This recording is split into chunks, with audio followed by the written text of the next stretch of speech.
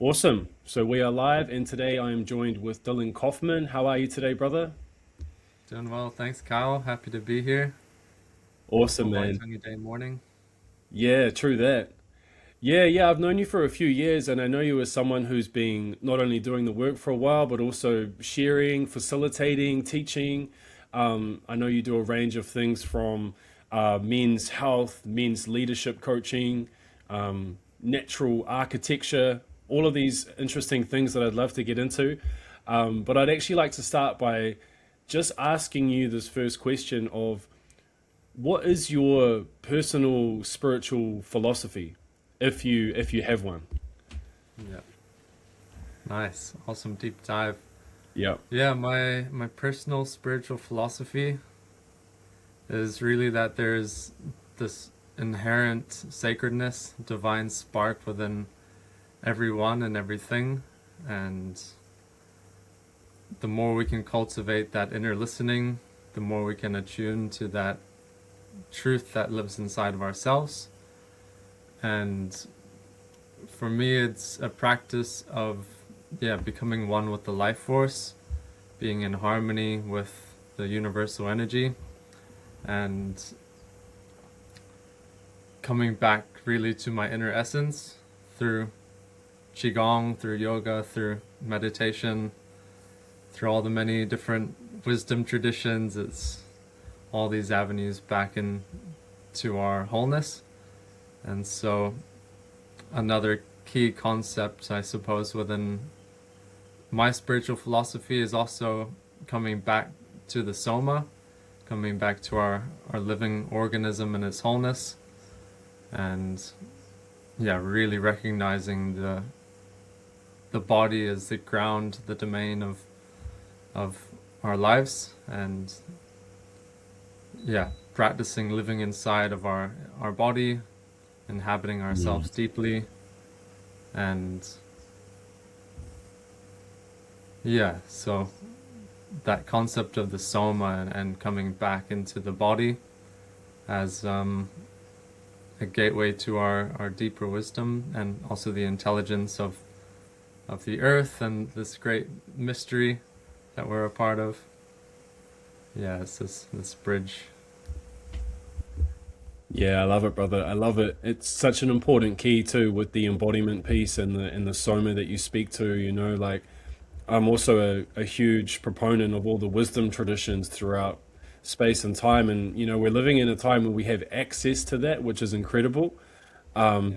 But I think maybe the danger of having access to so much of this information is we're getting like fragments of the information, and sometimes there can be partial views on like what some of these traditions are really pointing to. And I think it's really important to, reach to the heavens as much as we can, but keep our feet on the earth and stay within the body and stay grounded within the body, and realize that we can transcend but include, Mm-hmm. that we can reach these new levels of waking up and awareness, and but the body, our connection with this kind of creature of the earth, like that doesn't go, like it stays. It's like this is what we are. You mentioned like meditation and qigong and things like that. What have been some of the big milestones in your journey, the chapters, the practices, the events that have really like shaped your journey and your growth? Yeah, so I suppose the milestones in my life, if I reflect back over my life, I come from quite a diverse background, having been born in South Africa, raised Mm. in the States for a decade, and now 18 years in New Zealand. And then I feel that's given me a bit of a globalized perspective. I kind of initially considered myself as a global citizen with ancestors. My mum's from Scotland, my dad's Dutch, Mm. and yeah, so more the European ancestors, but also a feeling of disconnection since we're so far away and not directly connected to our wider family. Um, but part of the beauty within that global perspective has also been, recognizing the diversity of life of different cultures, different places, different perspectives. And I found that an initial open-minded kind of catalyst in terms of how I arrived into this work.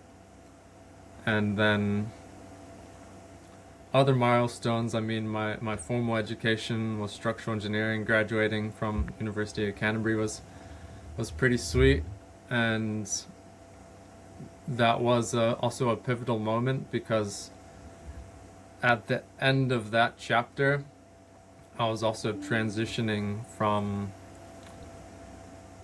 more of like a powerlifting background, bodybuilding, kind of being with the body in more of a performing way, strength training and trying to maximize everything and optimize my deadlift and bench press and squat and get the best grades I could. And in that final year, there were some big shifts with turning inwards, discovering the vast universe inside of me, getting more into yoga and qigong, and then yeah, really that transition started to happen from the performing body to the feeling body, recognizing my soma, recognizing the wisdom of yoga. And so at that point in graduation, like, oh man, I'm done with this for a little while. I'm gonna go to the Himalayas. I'm gonna go to Nepal and do my yoga teacher training, spend some time in meditation and hiking with the beautiful mountains. Wow. And so yeah, that was a key milestone, and in a sense of completion, and then also a reopening of a path in somatics, which continued for a number of years. And really what the point I'm reaching now is this place of unification where I've re-entered the world of structural engineering, and I'm reintegrating the world of somatic coaching, and these two worlds are merging together, where structure meets life, where the soul and the soma and the spaces we inhabit are all interconnected. And yeah, that was some of the good milestones, and yeah, that was mixed in with some travel to Nepal and India. And Can I just touch on the Soma a little bit, because you mentioned yoga and traveling to Nepal and doing the yoga teacher training and stuff. Like when it comes to the Soma, or the somatic awareness, the awareness of the body, or that deeper connection with the body, was that through the yoga that you really found that, or was there other kind of bridges that helped you discover like the Soma, or like what do you mean by Soma as well, I guess? yeah, yeah. So in that initial transition from being really strength training focused, I discovered animal flow, which is a ground-based bodyweight movement system. And the way that brought in more creativity, more just natural movement pathways, and a sense of flow was really inspiring, because I was still, hands and feet on the earth and the fields, exploring what my body could do and move through space with different interconnected patterns. Was one of these first like initial, oh yeah, this can be a viable way to integrate strength and creativity and this deep bodily awareness, which over time just merged with yoga. And so yeah, when I went to Nepal, I was really happy to do that deep dive into the yoga training for a month, and Vipassana for 10 days, and hiking the Himalayas for a couple weeks. And so yeah, that practice of yoga, of really bringing awareness into my body, moving in a mindful way, being with the breath, and not only that, but recognizing the deeper philosophy which is in yoga, of that union of my individual consciousness with the universal.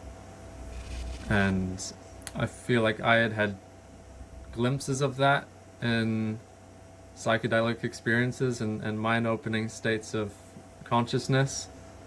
And so when I started learning about the philosophy within yoga, I was like, oh, I've glimpsed at this, momentarily, that powerful peak experience of a mushroom journey where it's like, oh yes, everything is interconnected, and these ancient wisdom traditions are sharing this wisdom as also a pathway and a science towards these states of deeply inhabiting our body and our soul and our wisdom, and that place of union with that divine spark that's in us. So Absolutely. Yeah, and I love that realization that a lot of us have, whether it's on plant medicines or ecstatic dance or whatever it is that kind of puts you into some kind of state.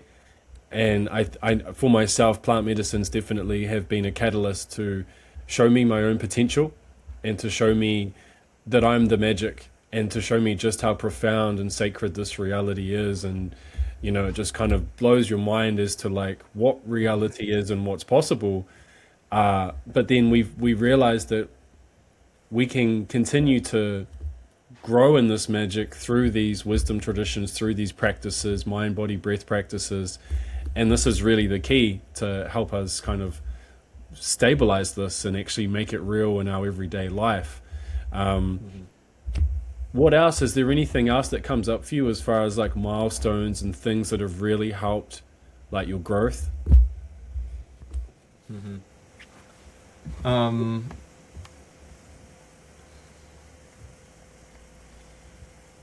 what's coming to mind is, yeah, like stepping into teaching was another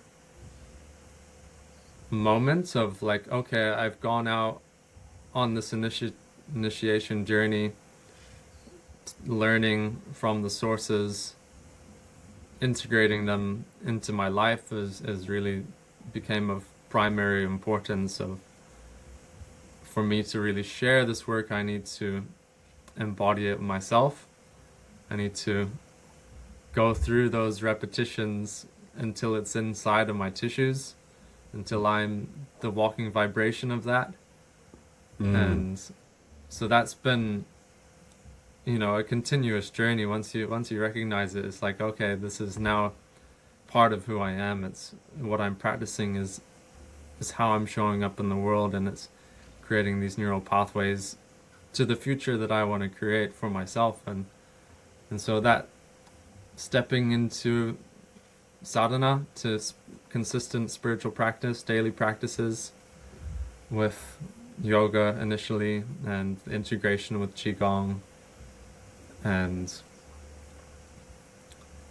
then, yeah, so that integration within myself, and then also stepping humbly forward into the role of the teacher and holding that space for others, guiding other people through the movements, and also recognizing the context of the West is different from where I learned it in the East. So trying to bring some of the, the underlying essence of yoga, just not as a physical practice, but really this pathway towards liberation and deeper wisdom and union. So yeah, the integration into myself, sharing what I can as a teacher within that space, as a guide, trying to integrate the deeper principles and be in service to a group field, and also learn in community was also a cool aspect. Learning through all of our embodiment, all of our different vibrations, and yeah, so that's been another milestone of cultivating my own leadership and facilitation and group spaces, whether it's classes or ceremonies or different workshops and festivals. That's been a nice catalyst for me. Yeah, that's awesome. The stepping into the teacher role is a real initiation, and it's one thing to have stuff that works for you, but it's a whole nother thing to be able to hold space and then articulate it. And there's a real art form to being able to speak to the room and communicate in a way that really lands for people. Yeah, I totally get it. I feel like that's been a huge catalyst for my growth as well, is just stepping into that teacher role. And I find that if I haven't stepped into that teacher role in a while, I almost push myself into it because it does make me realize that, this is how I have to show up every day. I have to be an embodiment of what I preach, to really do justice to teaching. So yeah, I totally understand that, and I think it's a blessing, right? It's a blessing, and then we get to be around other people. Um, I'm connected with a Buddhist lineage, and Namgyal Rinpoche was one of the masters who's Yeah. passed now, but he said one of the quickest ways to awakening is to meet beings that are different than you. And it's like, it's so true, right? Like when we're in a group of different people, it like there's something that happens, right? There's some kind of balancing, some kind of integration that happens in your being, just realizing that human beings are so dynamic, and there's such an art form to just being with community. Yeah, so I love that. I Yeah. recently did a goal setting online workshop thing, and you Yeah. jumped in on that as well. It was interesting just going back and forth, and you said that you were studying goal setting as well. I guess it's a great time of the year to, look at how we're going to manifest things and set our intentions and things like that. Yeah, I'm just curious, like, what are some of the keys that you've found when it comes to goal setting? I'm sure that a lot of the stuff I shared that you already knew and you were familiar with and stuff, but what are some of the keys that you think are really important for people to understand when they're setting goals and really actually trying to achieve them? Yeah, great workshop by the way. That was really nice to drop in, and appreciate the way you cultivated coherence within the space, and Mm, thank you. we're looking towards that vision for ourselves in the next year, the next 5 years, and then also, the next steps in our journey. And so, yeah, that resonates. So I'll share on a similar wavelength. Like the place where I often start in coaching is identifying what we want. Like if things were really, really good, what would that look like? And Mm, spending a bit of time and being with that place of longing, of what we're wanting, needing, desiring, and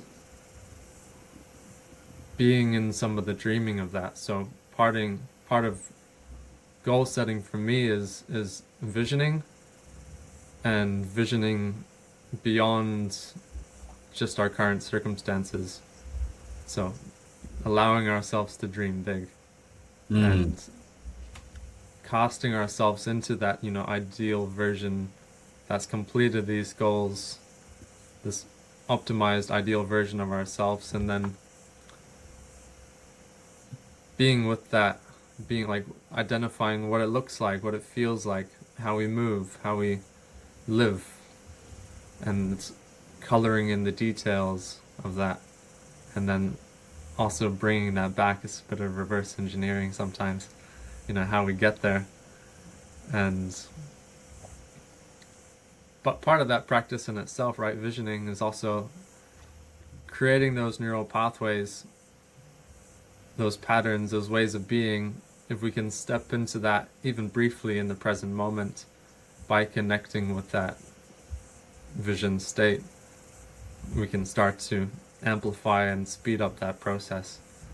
And so, yeah, if I come back to goal setting, I've been working with a cool resource this year for the first time, this planner by Darren Hardy, which has been a nice reflection, structured activity. And some things I've liked within this process this year, there was like this phase. Also, I did Vision Quest, which was also useful at the end of last year. mm, And so, yeah, having this period reflecting reflecting on the year, the different parts of my life. I went through this wheel of life activity where there's, our life is a wheel. There's relationships, family, finances, business, our health, all the different aspects of us. Seeing where we're at on that scale from 0 to 10, identifying the wheel, and then seeing, is the wheel nice and round, or is it a bit bumpy? How's this ride going? And so within the goal setting process, as I identified some of my goals, like my top 10 goals, refining to my top 3 goals, I could see how that would affect this wheel of life. Reflecting back to there is, okay, is it still round? Is it still going to help me be balanced and holistic, and really moving towards a space where I'm whole, where I'm really in that optimal vibration for myself forward in life. And so once I'd identified these goals, refining it to the top 3 I'm working on, then for me it was breaking it down to, like, who do I need to become to actualize these goals? What habits do I need? What resources do I need? What do I need to study more of? What do I need to let go of in terms of negative habits or beliefs or patterns? Who do I need in my court alongside me? My support team. And so, getting clear on who I need to become to achieve these goals was also an essential part.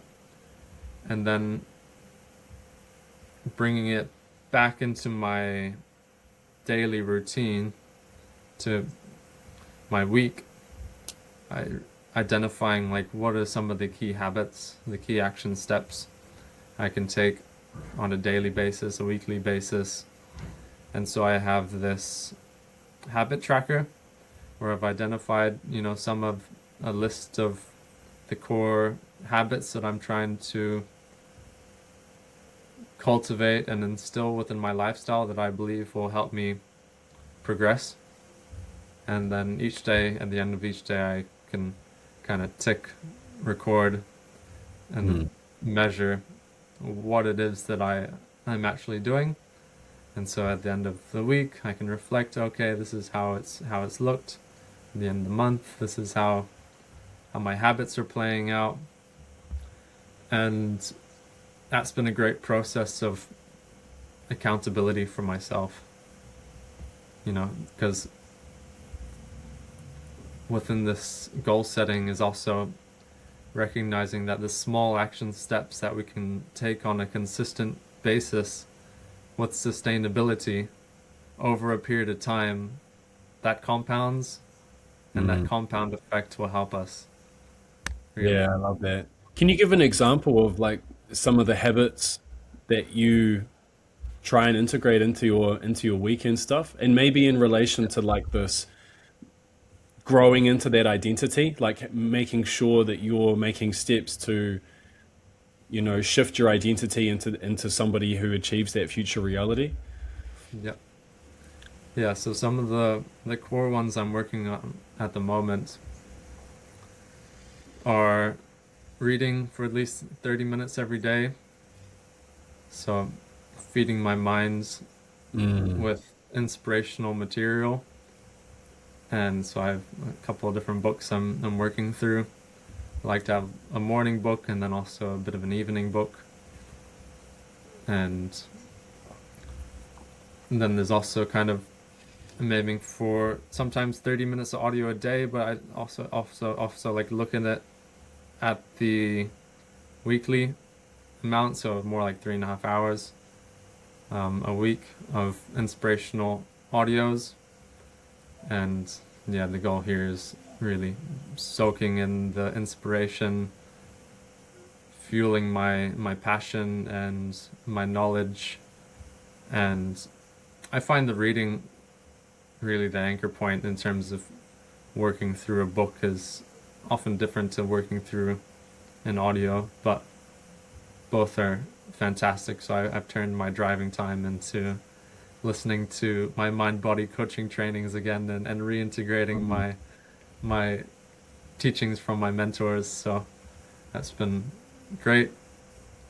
And other habits, somatic practices, really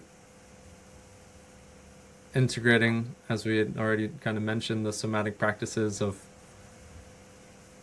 what are the practices that are going to help me become who I want to be. And so within every practice, there's often a principle which supports it. And like for me at the moment, I'm working with a lot of elemental qigong, and so cultivating the different elements with the seasons. So like fire for summer, we'll move into an earth cycle soon, and then autumn will move into metal, water into winter, wood into spring. And yeah, so working with a medicine wheel in a sense has also been an inspiration. And the Chinese one is a newer one for me the last couple of years. And yeah, so somatic practices, I'm trying to get more into some music. So I have an African djembe and a native flute, and working on that. Other ones are social media. This is a new push for me to, after 2 years of hibernation, to get back into the online space and Pushing start yourself to sharing. show up a little bit Yeah. more, eh? It's an interesting one, eh? Yeah. Yeah.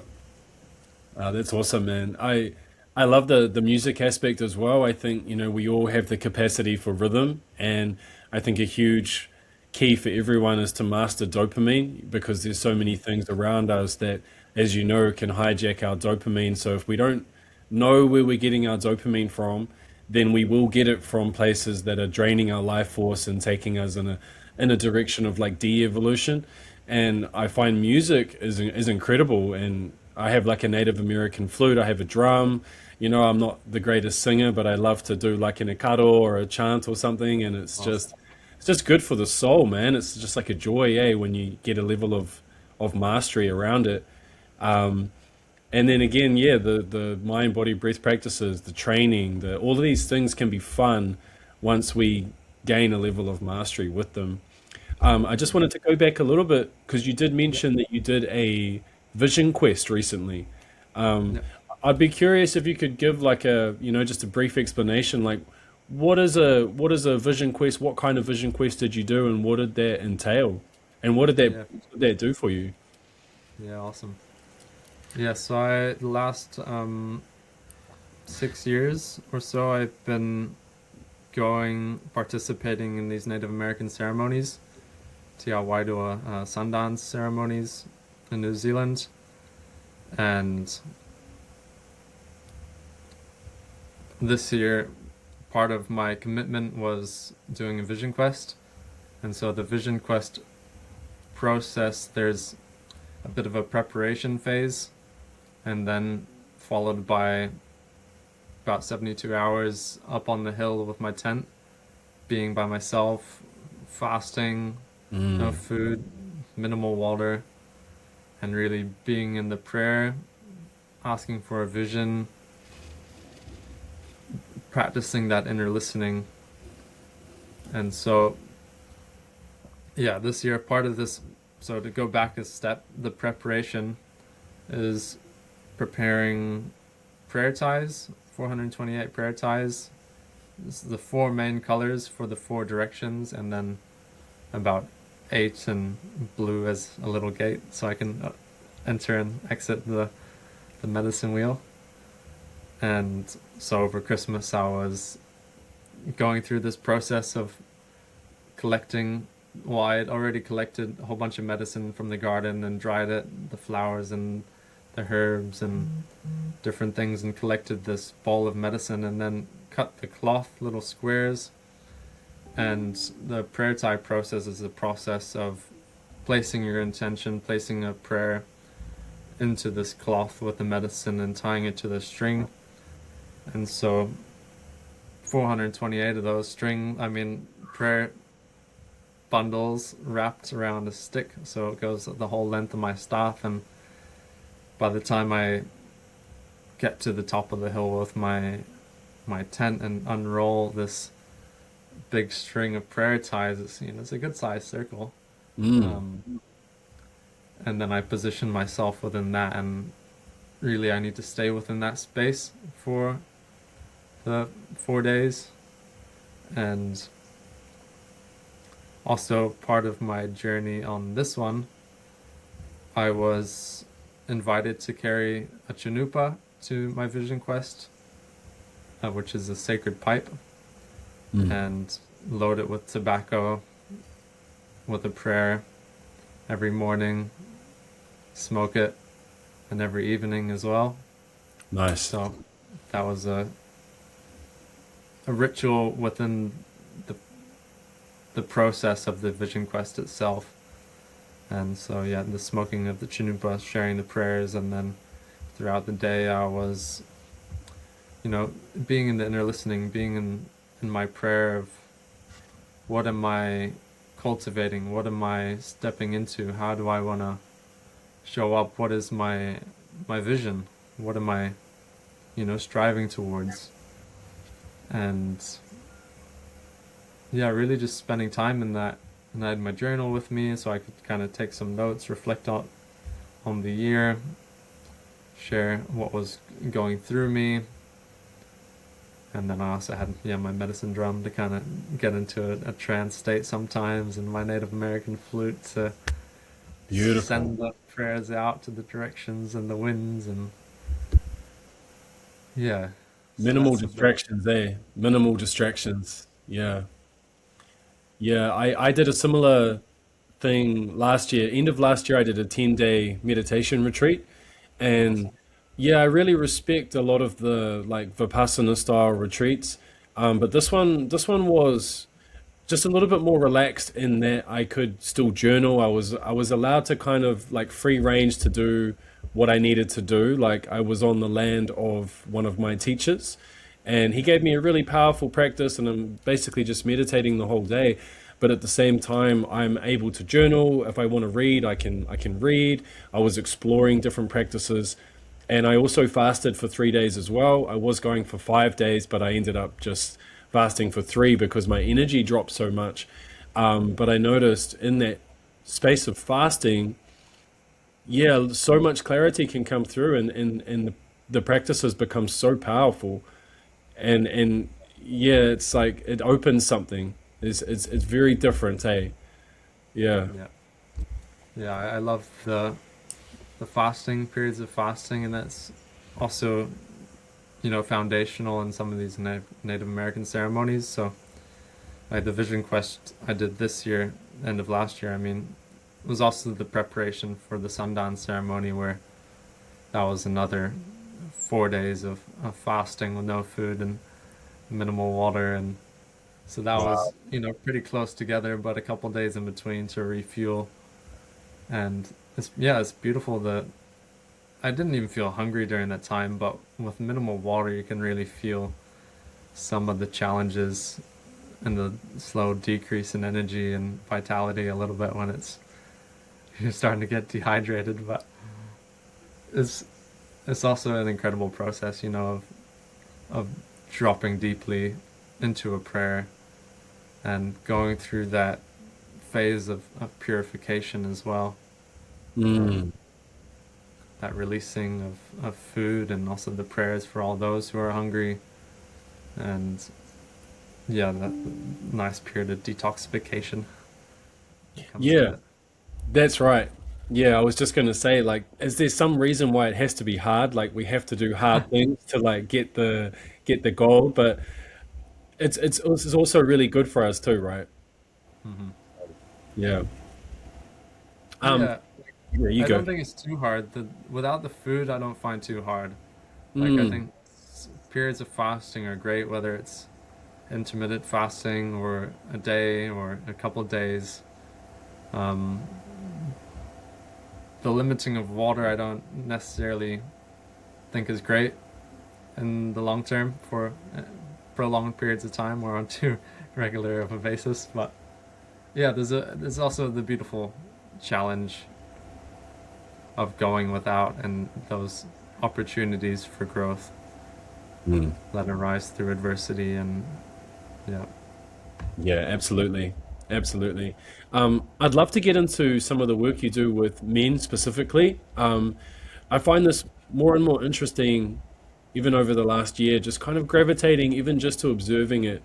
The idea of men's work, and I've been a part of some men's circles and things like that.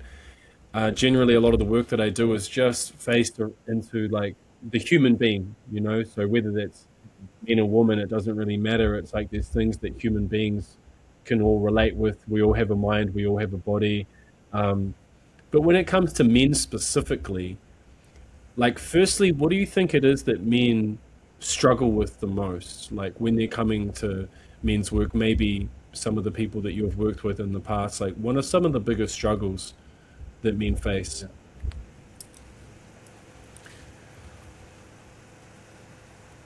yeah, I find working with men sometimes, we have this responsibility of performance, and sometimes it's the shadow of performance, and what comes along with this constant low grade stress, but not often a lot of recovery or time to reset and recenter. And something I notice is often like the hardening and this armor that sometimes men carry in terms of the rigidity of our own inhabitants, and also this constant focus on pushing through. And Mm. yeah, like I feel like there's also this opportunity for softening and inviting in more vulnerability, and also, yeah, learning the wisdom of the cycles and periods of relaxation and periods of intense focus. And um yeah, so part of what I see with men is, how we respond under pressure. And too often there's under pressure we may get quick to be irritable, become aggressive, and yeah, there's really many aspects to working with men specifically. I also love working in the mixed spaces, but as I lean more into men's work, there's unique challenges that we face, and part of that is I feel learning to reconnect to our body, reconnect to our pleasure, our ability to express and be vulnerable, and not just to be carrying everything alone. Man, that's beautiful. That's a great detailing. I totally agree with all of that. I think that a lot of men, we do hold so much on our shoulders, and so we learn to carry that in a kind of rigid, armored way, and it just it creates this compiling stress and this compiling, issues that maybe are coming up, and the pain teacher is kind of revealing itself, but we just push it down because we're fathers and we have jobs to hold down, and we have stuff to do. We're the ones that hold the responsibilities. I really liked what you said about the rhythms and Hmm. understanding that there's a time for deep focus, there's a time for maybe the David Goggins, like, let's just get shit done, knuckle down and push. But we have to counter that with the working in and the relaxing and the softening and the recharging. And it's okay to do nothing. It's okay to have time where there's no purpose and you can just relax. But so many of us haven't been taught how to do that. It's like Yeah. there's a philosophy, and then there's also practices that we can maybe integrate. What are some of the tools? What are some of the ways? What are some of the philosophies? What are some of the things that you have seen really help support men? Yeah. Something that I think you'll be well aware of, and I know you've talked about it in the past, so it's something that was inspiring for me also early in my journey, and I still come back to it because it's, also from Paul Chek. So I'd love Mm, for you to dive into it too. But the concept of the four doctors, yes. you know, Mm, identifying what keeps us happy. Where's our sources of happiness?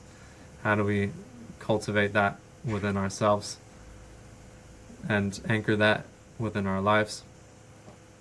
Movement. I always think physical movement is essential, especially for men, but also for everyone, that physical vitality and also release that we can get through physical movement, I think really supports men's health, the mind and the body and the emotions.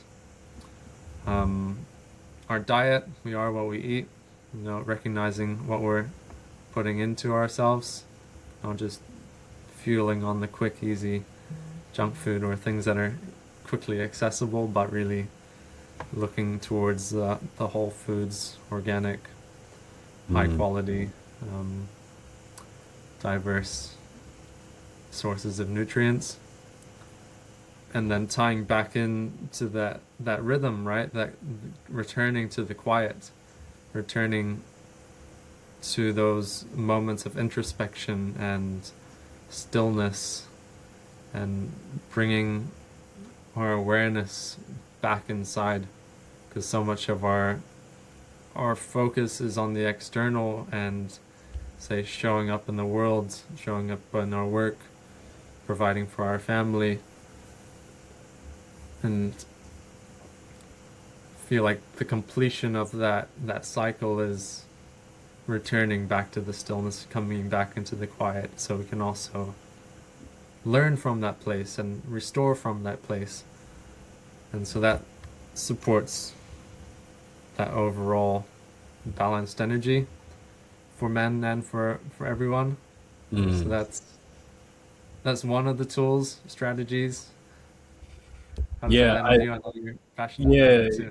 yeah, that's right. Yeah, I love you brought up Paul Chek and the Four Doctors. I'm a Czech study, and I love the practicality, and I think again that works really well for men as well. And just having a philosophy that works like that, and the Four Doctors that you just detailed, it keeps us on track so that we stay away from falling into stress. Because if we don't have one of those pillars, if one of those pillars is kind of lacking in our life, whether it's the sleep and the restoration, or it's there's no movement, we're stuck in stagnation, or we don't know where we're getting our happiness from, we're not clear on our goals, we don't have values. It's like if one of those pillars isn't working, we will inevitably fall into stress, and then we will fall into survival archetypes, and we will just Mm. continue to do what we've always done, which is the old subconscious patterns. And we want to grow beyond that. And to do that, we need a foundation of health and vitality. And yeah, that's exactly it. And I think the one that men in particular struggle with is that Dr. Quiet. And it's like Yeah. having the discipline to give myself enough rest. It's like I have all of these big goals. It's like, okay, those are awesome goals. Do you have the discipline to slow down enough and give yourself the rest required so that you can not burn out? Yeah. So yeah, Absolutely. it's Such a piece. massive, eh? But yeah, please keep going. As far as like Yeah. any tools that are alive for you. Yeah, so another framework that I work with in somatic coaching that I've learned through my mind body trainings are these three pillars of somatic awareness, somatic practices, and somatic opening. And so, starting with somatic awareness, this is really our foundational language of sensation, of what's alive within our body, having that attunement to ourselves, to the shape of our livingness, how we're showing up, the sensations, whether it's heat, pressure, tightness, temperature, that are within our physical body, our holistic body. And yeah, I mean that also beautifully ties into the practice of Vipassana meditation, right? Just the pure observation and awareness of the body is like, this is the ground of somatic awareness. It goes so deep and can reveal so much.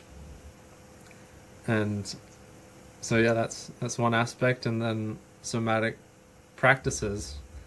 So these are moving more into, say, yoga and qigong and breathwork or plant medicines, and really cultivating those ways of being that align with our values, that align with our vision, and help us to move towards a life of deep fulfillment. And so, yeah, that's the installation of practices and the repetition. Like, something I heard recently is it's like 300 repetitions to get into muscle memory. It's 3,000 repetitions for it to become truly embodied. And so returning to that practice again and again, whether it's centering or, shaking, and huge diverse range, but, having some of these practices which are going to support us. And that also moves into the realm of then somatic opening, right? Which is then it's a bit of the shedding of the armoring, it's the repatterning, it's the release of the old stories, old identities, ways of being, and opening ourselves up from the inside into that deeper place of alignment, so that we're working on, with, and through the body, and it's working through the body that we can open up into this place of connection with the universal life force, and being in that deeper intelligence within us, and the interconnectedness with all of nature and each other. So that's another somatic foundation, 3 pillars that I like to work with. Dude, that's powerful, man. I love that. Yeah, I love that. And it's so interesting, eh? Like the different functions of consciousness, and so much of day to day for people is just left brain thinking. And as soon as you move into like moving into the somatic awareness is feeling, right? It's the function of feeling. It's like sensual. And whenever we're in that sense of feeling or that function of feeling, we're not in the left brain. It's like we start to transcend the thoughts and come into this whole dimension of intelligence that's always here, that we have been programmed to block out in a sense just through our own unconscious programming. And yeah, I just love the idea of the opening too. Like a lot of the teachers that I've worked with, they speak a lot to opening. And I was just thinking about how so much of our default patterns are contractive patterns, right? They're patterns of contraction and avoidance. And so just practice, yeah, just to practice opening is such a powerful key. Like I always say, if we want to use affirmations like I'm open to miracles, then we need to practice openness, you know? So yeah, that's amazing, brother. Um, I'm curious too, when it comes to men's leadership, what are some of the qualities that you think are important as far as like leadership within like, you know, men's groups or facilitation with men? Like, yeah, I'm interested in that as well. Yeah. Yeah, like what's coming up for me, and in this book I'm reading, Belonging by Owen Eastwood, recently, is a great source of inspiration. I've been journeying with um, this idea for leadership within high performing teams or within men's groups. It's so coming back to a sense of Whakapapa. Mhm. So the lineage which we're a part of, the things that have come before us, the story and intelligence of our ancestors that live within our bones and our blood. And we move through life, and then as the sun shines on us, it's our moment to shine. And so stepping into this moment of shining, while also being connected to those in the past and having the vision and moving into the future, sometimes that's a nice foundational piece, also beautifully anchored in Māori indigenous wisdom. And another piece is visioning and identifying the story of us, the story of the collective, the story of the men, the story of a team, and like identifying, some of these core values. How does it perhaps link with the Whakapapa, or how does it link with our sense of belonging? What is this identity within a group?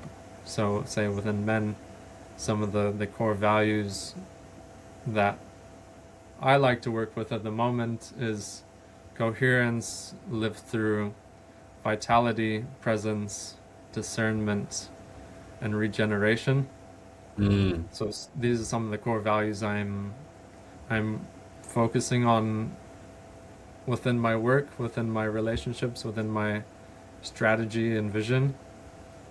And so for me, it's this integration of our values and our vision into our way of being, into how we show up, and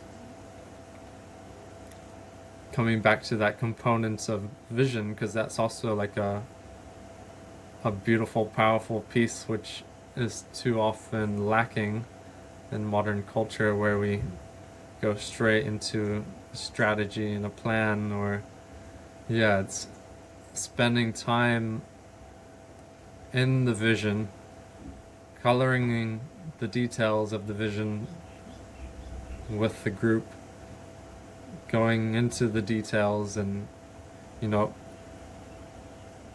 being in that future space of what we're moving towards.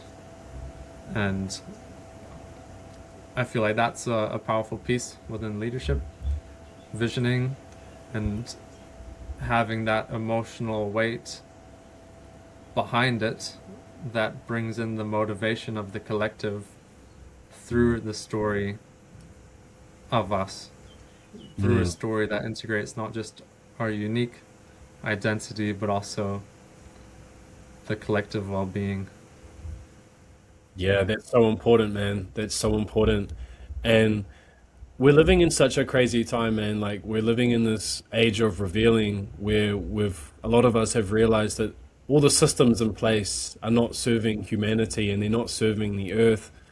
And there's so much propaganda and corruption, and it can look really bleak when you really start to pay attention to it, or if you go down the rabbit holes and you just realize how backwards this whole thing is, and how out of alignment with the earth and out of alignment with the natural flow of the human being is.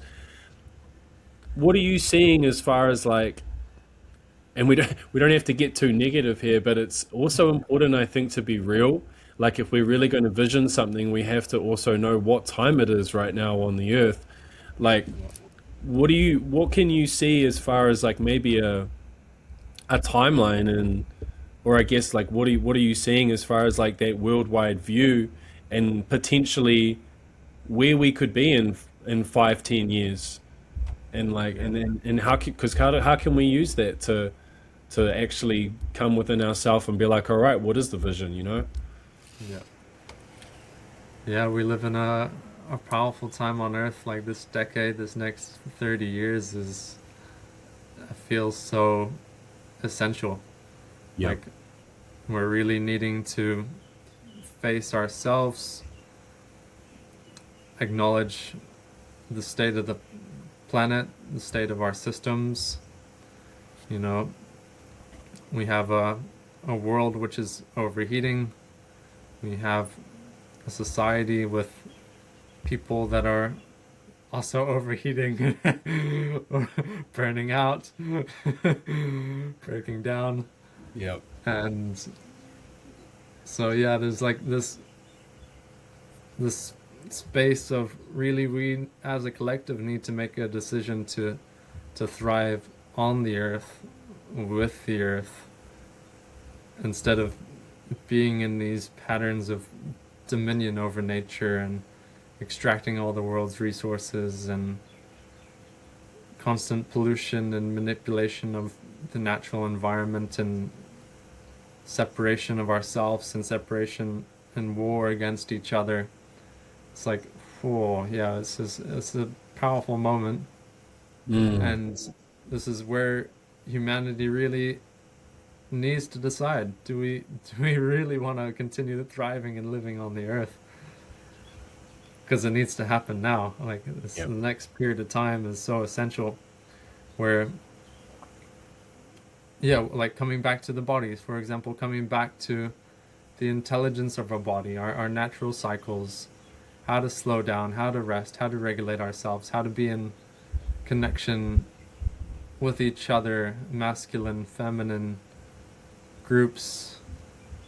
How do we return back to the wisdom of a village and move away from just, isolated little houses and everything centralized in terms of how we get our food, how we get our power, how we treat our waste. It's like so fragile, a lot of the systems which we're inhabiting now, where it also, like, for example, those systems also need to start to become decentralized. So like in terms of my engineering, how we're living, it's how can our homes become independent and like autonomous? How can they collect their own water for drinking and showering and everything? How can that water be reused to support the ecosystem?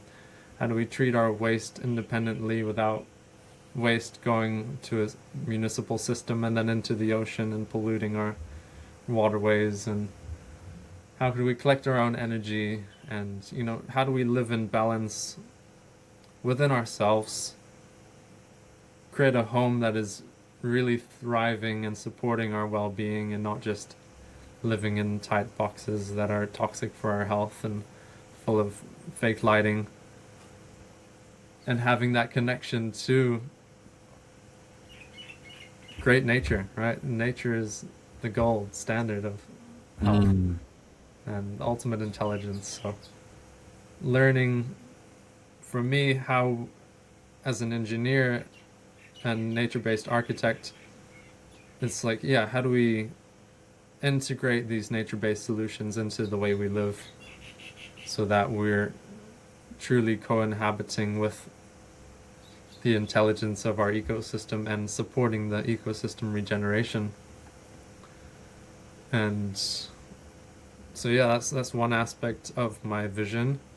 Ultimately, that vision also needs to move into the cities, into restoring green architecture and reducing these heat islands of cities from all the buildings and all the roads, and bringing back nature and diversity and the ecosystem into all the spaces that we live. And then also from these spaces continuing to regenerate the ecosystem, and also bringing it like back to the ocean, recognizing that really a lot more of our oceans need to be in conservation. I think David Attenborough said like 30% by 2030 or something needs to be in marine protected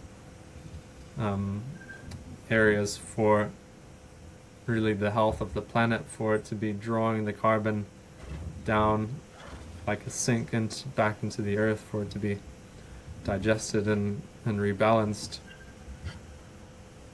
And yeah, so there's many facets, and it takes the collective to really come on board and make this transformation within ourselves, within our connection to our body and our intelligence, and then also to the reshaping of the systems that we inhabit, so that it's, really allowing the shape of our fullness and the wildness and the beautiful creatures that we are, and integrating the intelligence of the earth, and entering that golden age which we perhaps dream of and we aspire for, of peace and a beautiful thriving planet. So that's what's coming up for me. Yeah, that's powerful, man. That's bang on. And the word that comes up for me was on your list. It's discernment. Discernment is so essential. The ability to see clearly what is, and the ability to make good decisions. And I think over the last 5 years in particular, we can see that there is no clear discernment without knowledge. Like, and this idea of like feeding the brain with good information and relearning and unlearning and like bringing wisdom, seeking wisdom is such a huge key. And it allows us to operate with better discernment around some of these issues. And like even this idea of the planet warming, and like I like to look at who's talking about that, and I also really like to look at what are their solutions, because I know that there's solutions that work, and then I also know that there's solutions that are just out for profit, and I'm not interested in those ones. And so it's really important that people who are hijacking certain narratives, that we can see the ones that are in integrity and the ones that aren't.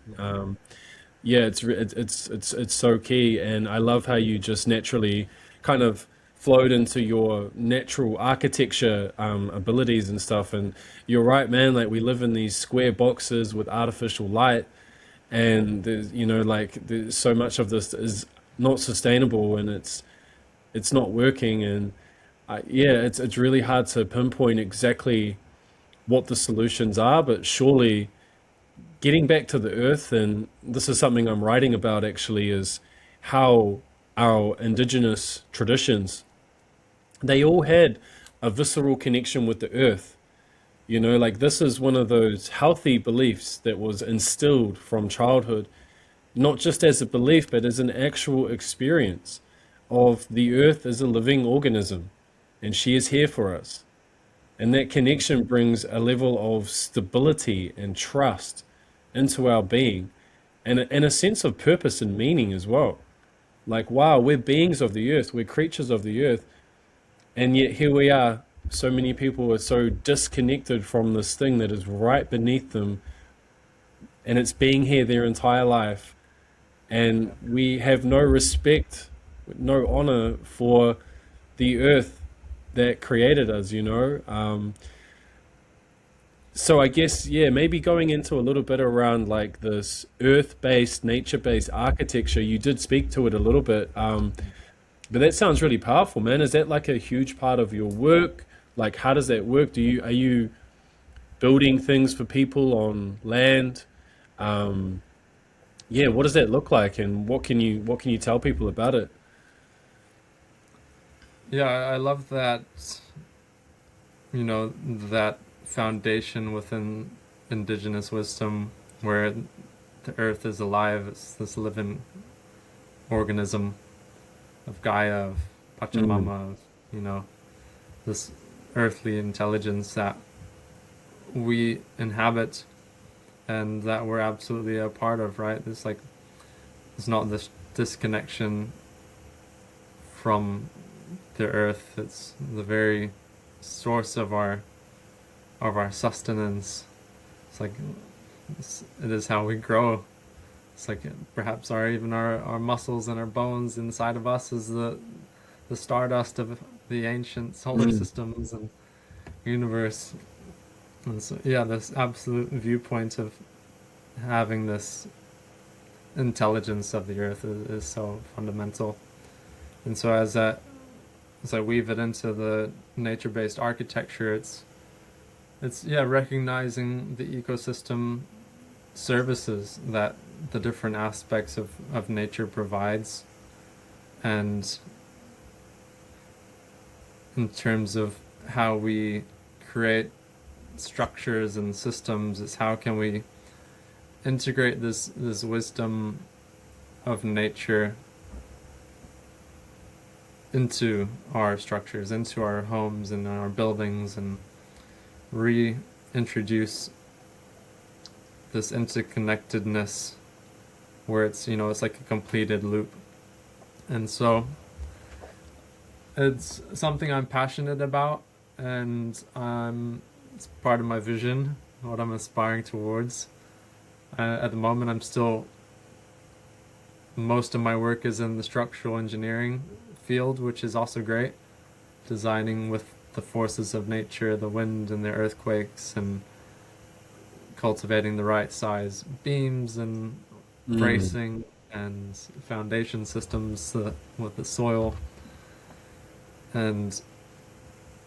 But yeah, part of my deeper why, my deeper passion, is in that nature-based architecture, where we can integrate some of these principles really in some of these solutions, such as nature-based heating and cooling. So working with passive solar design, working with the sun angles and how we let light into our space, and then also how that moves through the space. Like, can we collect the heat of the sun for free into a thermal mass, which is like a dense material like earth, where it can collect the heat and act like a thermal battery, and that stores that heat during the day. And then at nighttime, when the temperatures cool down, then it starts to release it into the environment around us. So that's one avenue of natural heating, is the use of intelligent thermal mass and working with the sun. And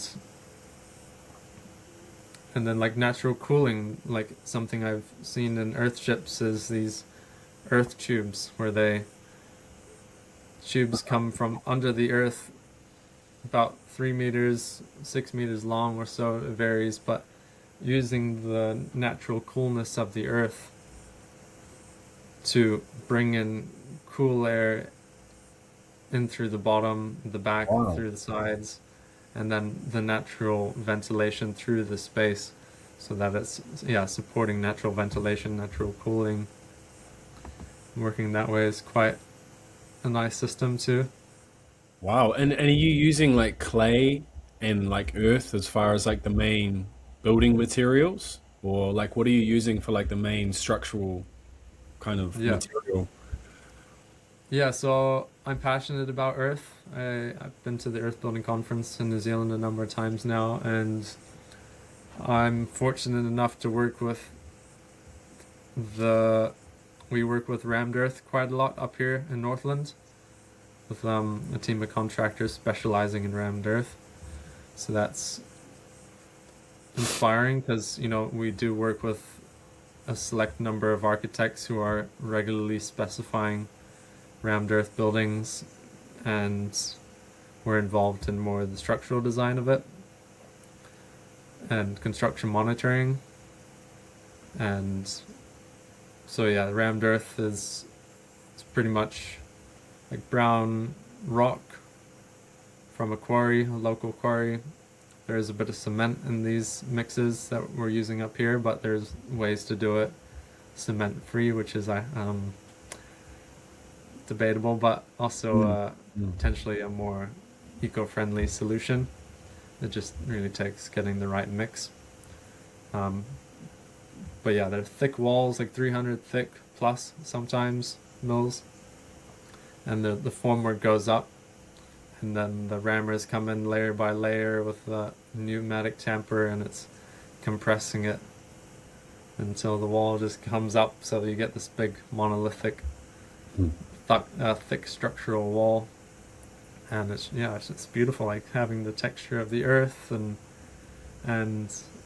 not needing to do anything after that. Like it's not like timber framing, where it's the framing and then the waterproofing and the insulation and the lining and weatherboards and all the things. It's this rammed earth wall comes up and boom, Wow. it's here. Yeah. Which is, it's beautiful. But there's also many different earth building solutions which I'm interested in seeing more of, like the light structural adobe, the mud bricks, and there's light earth infill walls or light earth panels or hempcrete. Mm. So I'm hoping to see the reincorporation of locally sourced natural materials that are non-toxic and support a healthier indoor environment as, you know, the foundational structure. And then there's, you know, all the different solutions within that, with how we collect water, how we treat water, how we treat waste, and yeah. It's amazing, man. It's amazing work. It's kind of like this, there's I guess, a pull towards people wanting to live on land in some kind of community because in many ways it seems to be the only way for a lot of people if we really want to unplug and live with the earth and live in a sustainable way. And but it also has its own challenges, right? Like the idea of living in a big community, and even just listening to you talk, it's like this is one of these ways to make it viable, to make it realistic, is to like have these kind of earth-based structures as far as like our living quarters, and like being able to just build living quarters for people and have 20 people living on the same land, and working it all out. I was listening to Teal Swan recently, and she was saying that for it to be realistic, like a lot of us have to give up our comforts. Like we have to give up the idea that we have our own, like, private land, and we get to, you know what I mean? Like we have everything for ourselves. It's like this, yeah, I agree with you, but I still want everything for myself, and I want my house and my kitchen and my this and that.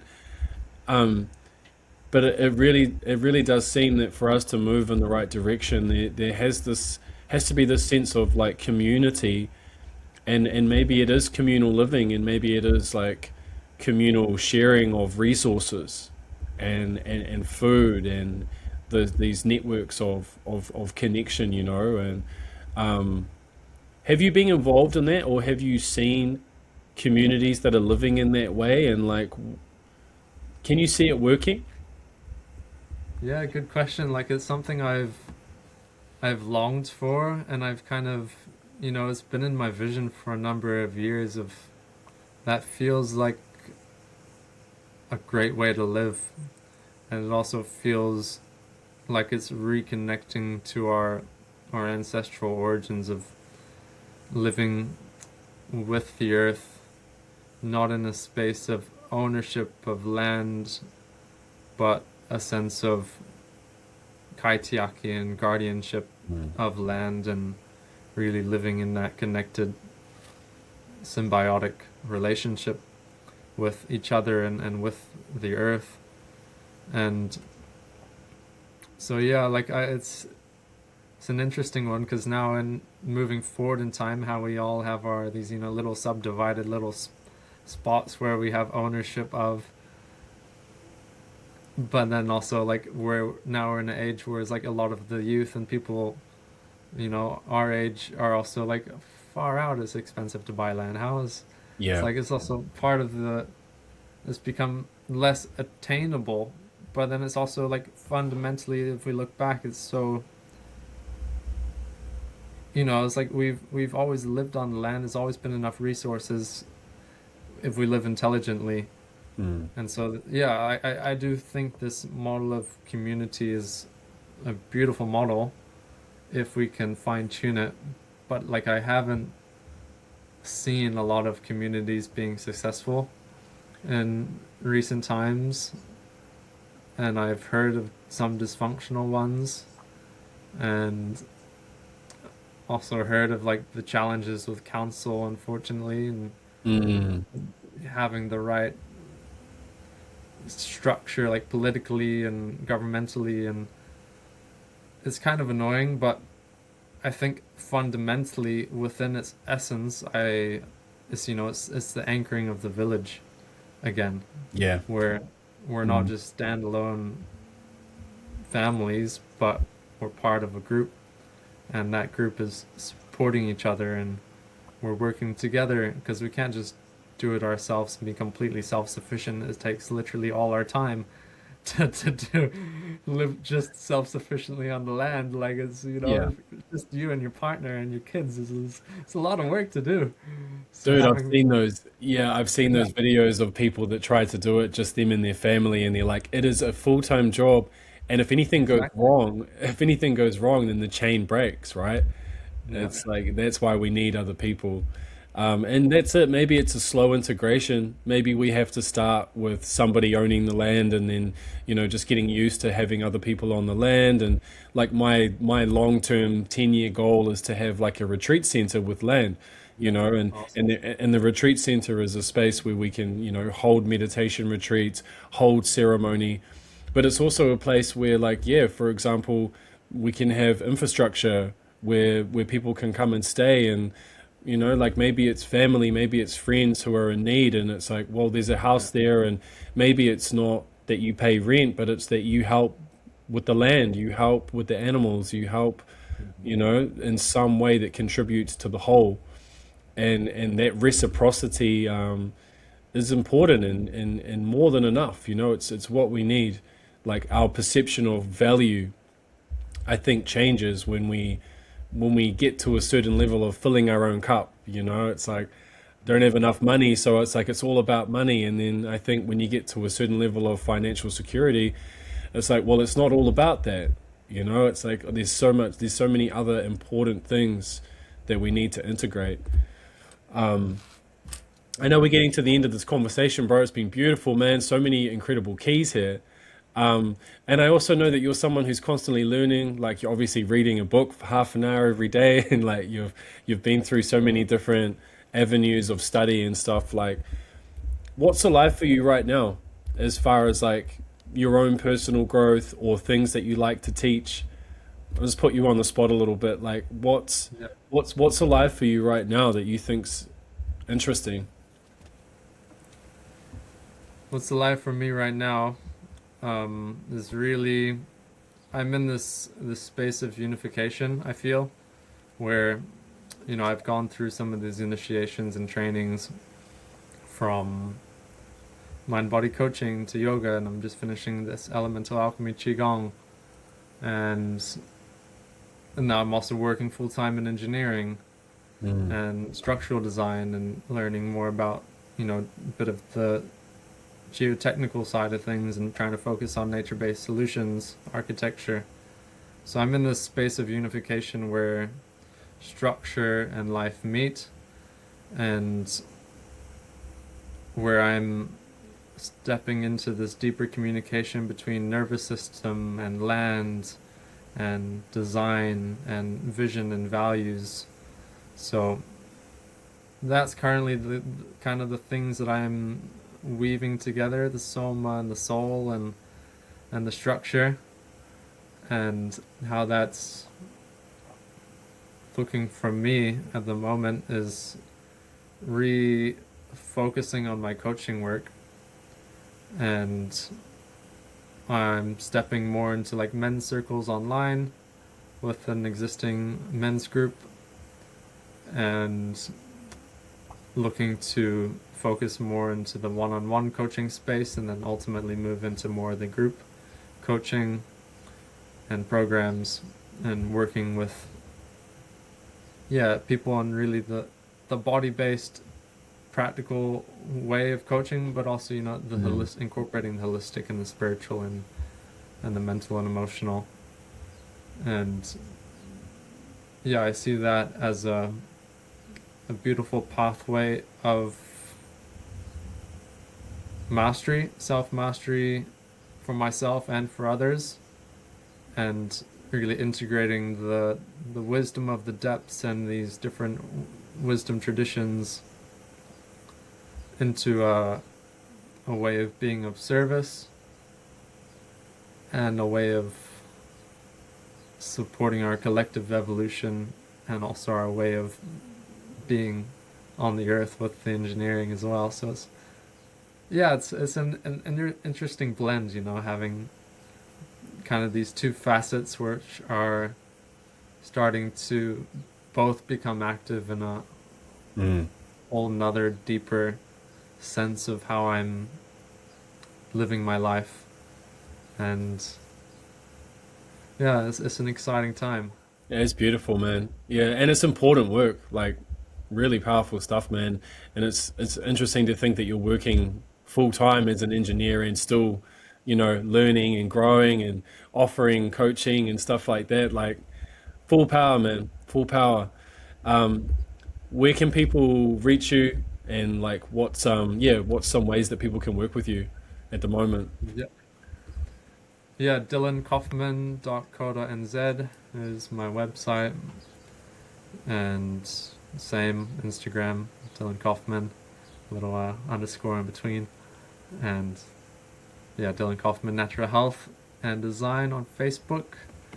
I'll be starting to share more content as that's kind of a push again to start cultivating this field, reaching out to the collective, being of value, and yeah, instilling some of the living architecture of this work in terms of building it, building the structure, and continuing to expand and share the different layers of this work.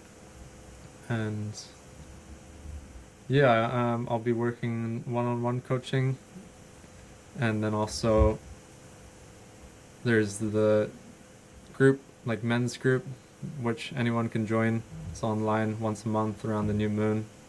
Awesome resource to tap into for Koha donation. And then yeah, always open to the engineering consultation and helping people design their dream homes, and living with earth materials, and supporting in that design process. Yeah, that's going to be my intention, is to reach out to you in, 5, 10 years and be like, I need 5 buildings on my property. And Awesome. Yeah, yeah, build a retreat center. absolutely. Absolutely. Well, thanks heaps, man. Thanks heaps for taking time out of your busy schedule to sit down with me and share kōrero. Like I said, I resonate a lot with your approach, your mindset, your knowledge. And yeah, it's just been a pleasure, man. I've just been nodding my head, agreeing with so much of what you're saying. And I do think it's really important stuff for people to take in. And yeah, it's we're all co-creating this new world that is unfolding before us, and it's a really important time to be alive. So thank you for your important work in the world.